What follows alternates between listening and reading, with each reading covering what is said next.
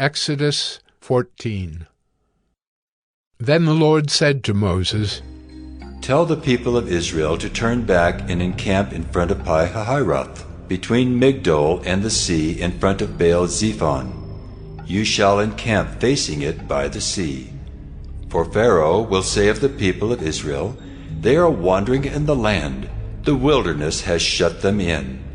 And I will harden Pharaoh's heart, and he will pursue them, and I will get glory over Pharaoh and all his host. And the Egyptians shall know that I am the Lord. And they did so. When the king of Egypt was told that the people had fled, the mind of Pharaoh and his servants was changed toward the people. And they said, What is this we have done, that we have let Israel go from serving us? So he made ready his chariot, and took his army with him, and took 600 chosen chariots, and all the other chariots of Egypt, with officers over all of them. And the Lord hardened the heart of Pharaoh, king of Egypt, and he pursued the people of Israel, while the people of Israel were going out defiantly. The Egyptians pursued them, all Pharaoh's horses and chariots, and his horsemen and his army, and overtook them, and camped at the sea, by Pi-hahiroth, in front of Baal-zephon.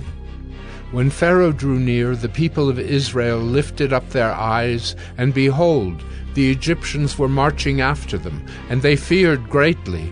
And the people of Israel cried out to the Lord. They said to Moses, Is it because there are no graves in Egypt that you have taken us away to die in the wilderness? What have you done to us in bringing us out of Egypt? Is not this what we said to you in Egypt? Leave us alone, that we may serve the Egyptians. For it would have been better for us to serve the Egyptians than to die in the wilderness. And Moses said to the people, Fear not, stand firm, and see the salvation of the Lord, which he will work for you today. For the Egyptians whom you see today, you shall never see again. The Lord will fight for you, and you have only to be silent. The Lord said to Moses, Why do you cry to me? Tell the people of Israel to go forward. Lift up your staff and stretch out your hand over the sea and divide it, that the people of Israel may go through the sea on dry ground. And I will harden the hearts of the Egyptians so that they shall go in after them. And I will get glory over Pharaoh and all his host, his chariots and his horsemen. And the Egyptians shall know that I am the Lord when I have gotten glory over Pharaoh, his chariots and his horsemen. Then the angel of God, who was going before the host of Israel, moved and went behind them.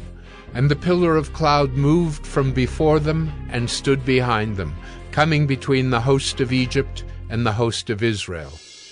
And there was the cloud and the darkness, and it lit up the night, without one coming near the other all night. Then Moses stretched out his hand over the sea, and the Lord drove the sea back by a strong east wind all night, and made the sea dry land, and the waters were divided. And the people of Israel went into the midst of the sea on dry ground, the waters being a wall to them on their right hand and on their left. The Egyptians pursued, and went in after them into the midst of the sea, all Pharaoh's horses, his chariots, and his horsemen. And in the morning watch, the Lord in the pillar of fire and of cloud looked down on the Egyptian forces, and threw the Egyptian forces into a panic, clogging their chariot wheels so that they drove heavily. And the Egyptians said, Let us flee from before Israel, for the Lord fights for them against the Egyptians. Then the Lord said to Moses, Stretch out your hand over the sea, that the water may come back upon the Egyptians, upon their chariots and upon their horsemen. So Moses stretched out his hand over the sea, and the sea returned to its normal course when the morning appeared. And as the Egyptians fled into it, the Lord threw the Egyptians into the midst of the sea. The waters returned and covered the chariots and the horsemen. Of all the host of Pharaoh that had followed them into the sea, not one of them remained.